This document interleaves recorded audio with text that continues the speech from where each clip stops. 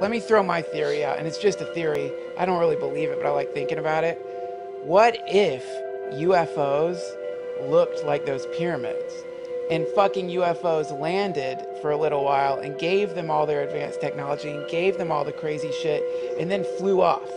And so She's just going deep into the what if drawer. So, yeah, this is deep in the what if drawer. This is way underneath a lot of other what ifs. But like, so if you think about it, those fucking pyramids kind of look like they could be spaceships. Like whenever I think of spaceships, I think, why wouldn't it look like a pyramid? It could be a pyramid. So maybe fucking they were visited by advanced intelligence that looked like those pyramids. But still, the problem with the pyramids is not that. The problem with the pyramids is the incredible mathematical equations that are required to create something so perfect. There's 2,300,000 stones in the pyramid, the Great Giza pyramid, the Great Pyramid of Giza.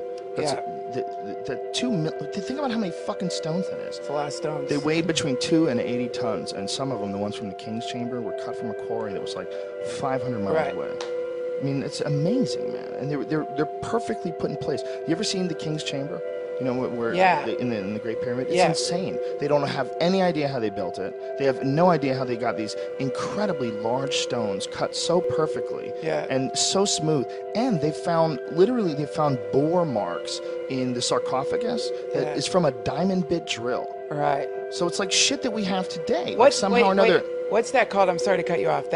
Just because it's another fascinating aspect of the stuff you're talking about, which is shit. There's a name for this kind of archaeology where people will find it's like you'll find batteries. You know what I mean? Or you'll find I'm thinking of cryptozoology, but I know what you're talking about. You'll find like something that there's no way that it should exist back then. It almost indicates time travel. Have you ever? Not time travel, but have you ever looked into Graham Hancock? Have you ever read any of his stuff? No, I know that. I want to give you Fingerprints of the Gods before you leave. It's one of my favorite books. And this guy Graham Hancock is an archaeologist, and he traveled all over the world looking at all these ancient civilizations and ancient structures and studied all the different, different cataclysmic event stories that every single religion seems to have that are in the Epic of Gilgamesh and in the Bible. And what he believes is that somewhere around 10,000 years ago, there was some event on Earth. And there was a super advanced civilization that existed before that. And we have been around a lot longer than we think. And that what the pyramids are, literally, is people rediscovering some shit that a super, super advanced civilization that had been reset many thousands of years ago. What we see, like when you see like the Great Pyramid and the Sphinx and all these things that they can't explain, the Sphinx enclosure, what we see is the proof that there was some sort of a super advanced civilization many, many, many thousands of years before where the archaeologists currently date to be, the time they built the pyramids. There's a guy named John Anthony West that has dedicated his entire life to trying to let people look at Egypt in a different way, and he believes that the Egyptian, the drawings, the depictions of pharaohs, they go back over 34,000 years.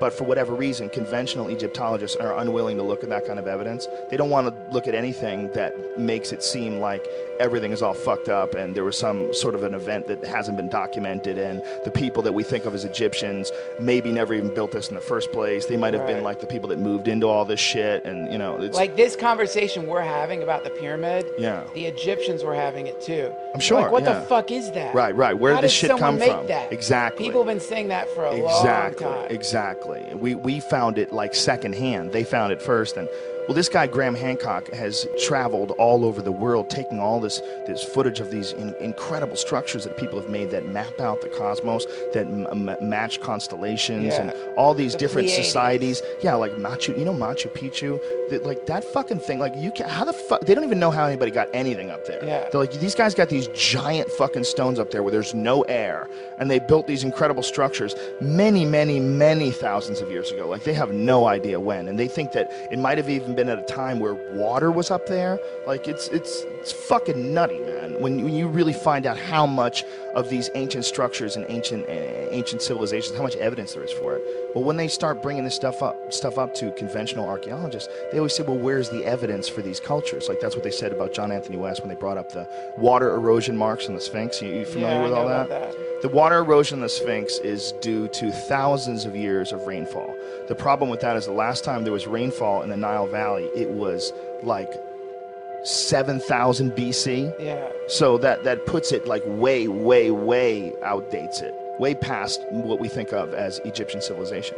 Egyptian civilization we think of around like 2,000, 3,000 BC. They're talking like 7,000, 4,000 years earlier than that. You know what I mean? I mean, this is pretty incredible shit.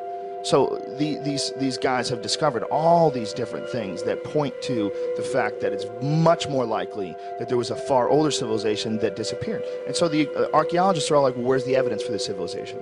It's fucking right there. What else is going to be left? What else is going to be left after 10,000 years, man?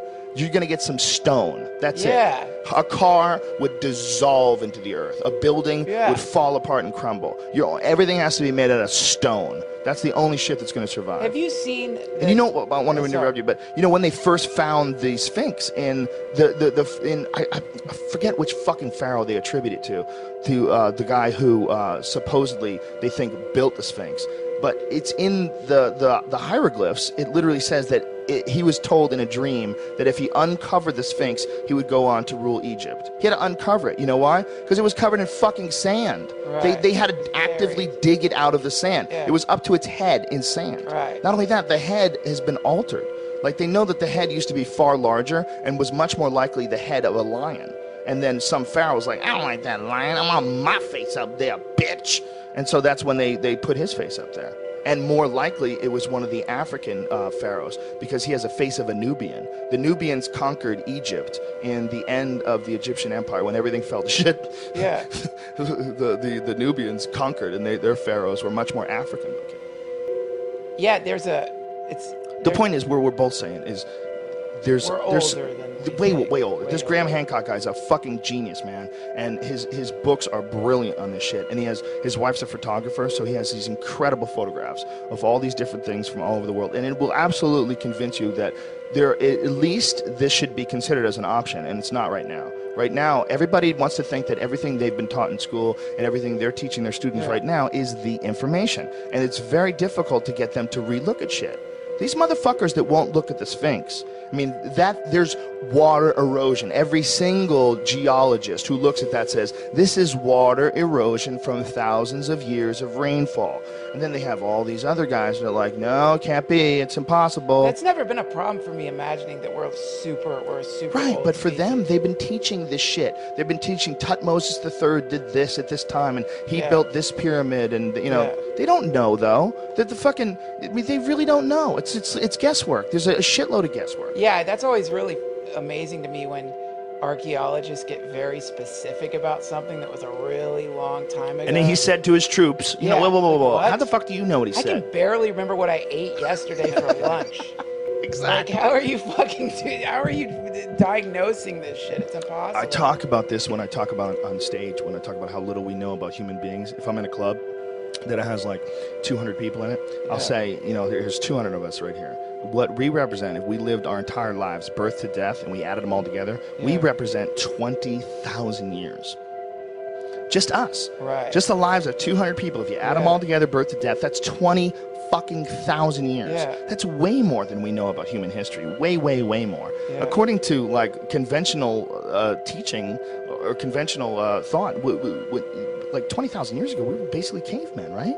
I mean, we wore animal skins and shit. Like when they find those frozen dudes, how old are those dudes? I have no idea. It's like 30,000 years ago. They're like wearing skins and shit and throwing spears with rock tips. Like that's as good as it got back then. Right. 20,000 years, just 200 people's lives.